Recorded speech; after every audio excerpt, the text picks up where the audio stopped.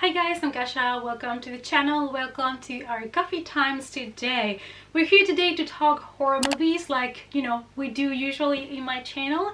And I'm here to talk to you about 5 of the last horror films that I have watched. It's coffee time. Let's start with the Black Coat's Daughter. This one is known in Germany as February, and I gave this one 3.5 out of 5 stars. It's a 2015 Canadian-American psychological horror film written and directed by Osgood Perkins. The film stars Emma Roberts, Kieran Shipka, Lucy Boynton, Lauren Holly, and James Remar. This film was way darker than I was expecting, were more twisted than I thought, and we're following, like in general, the story of 3 different girls. We have 2 girls that are at these Christian boarding school, and most of the people are already gone for the Christmas holiday season, but they are trapped in there with the stuff. And the other girl that we're following is a troubled young woman that is in these mysterious kind of journey, and is trying to make her way to this boarding school.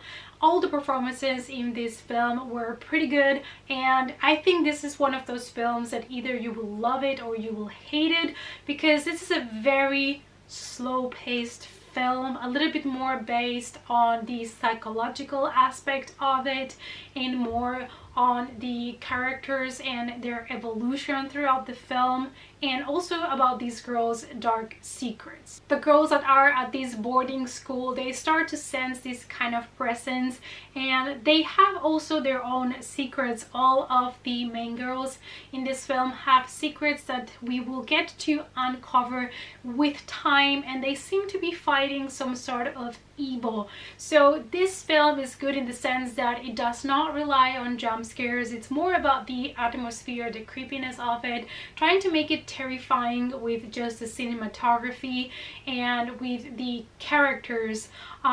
So it has to be something that you really like, because else you're gonna be just bored. The film feels like you're in this kind of dark supernatural trip, and I just really love to see how the characters evolve throughout the movie. I thought a lot of the shots were really creepy.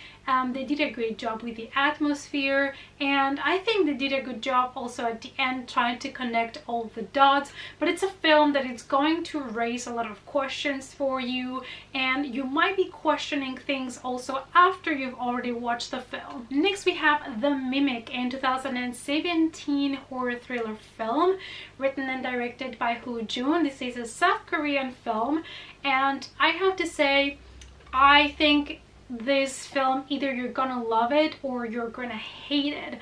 I think this is a film that it's meant for people that like Asian horror, specifically South Korean horror, with their kind of supernatural elements and their very specific way of making films. I really enjoyed the film. I really enjoyed the cinematography. I really enjoyed the whole background of the main characters that we get to discover to kind of back up all of the strange events that we are getting to experience and that are unexplainable at the beginning of the film. Yes, this film can be a little bit predictable at times, but I still think that it is a movie that is very enjoyable, and it's very creepy in its own very particular way. Again, Asian films tend to be really different with what they consider to be creepy and eerie, and for some reason these type of films really do have an effect on me. I've always been a huge lover of these kind of supernatural Asian films, so I think that's also why I really enjoyed this one. We're following a mother whose son just got missing, so they are kind of doing a search. So she's searching for her son when she finds a little girl lost in the woods, and she decides to bring her home. However, they don't know who this girl is, what her name is, where she comes from, what she wants, but she just takes her home and kind of treats her as her own child. Like I said, this film is not for everybody, but I loved all the colors. There was a lot of greens and dark colors in this film, and they did a great job to create a nice atmosphere, and I loved all the supernatural aspects of this film. So if you like what you're hearing, if you like this type of films and Asian cinema in general, then give this one a try. Next we have Sonny Malhe's directorial debut, a movie from 2015 called Anguish.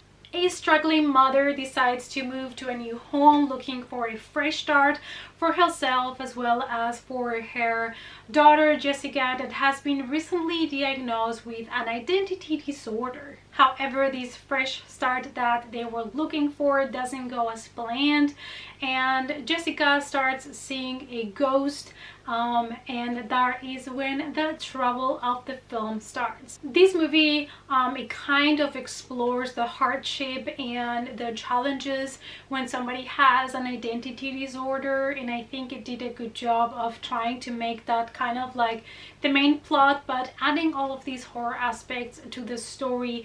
This is another one of those films that it is a little bit more character driven, and it is a little bit more slow paced as well at the beginning, and it is kind of more of an exploration of somebody that is dealing with such a disorder, and what happens if a person like that would start seeing a ghost of somebody else. You really end up caring for the characters, you end up suffering for them, rooting for them. But unfortunately, one of the things that I didn't like about the film is that it doesn't have a clear message. It's just kind of an exploration of a character, so it doesn't have like a plot, so to say. There's not much to it, and the film is a little bit slow paced slash boring perhaps at the very beginning, but it does get really good towards the end. Next we have Prevenge, also with 3 stars, and this is a British horror film. It's kind of like a black comedy from 2016.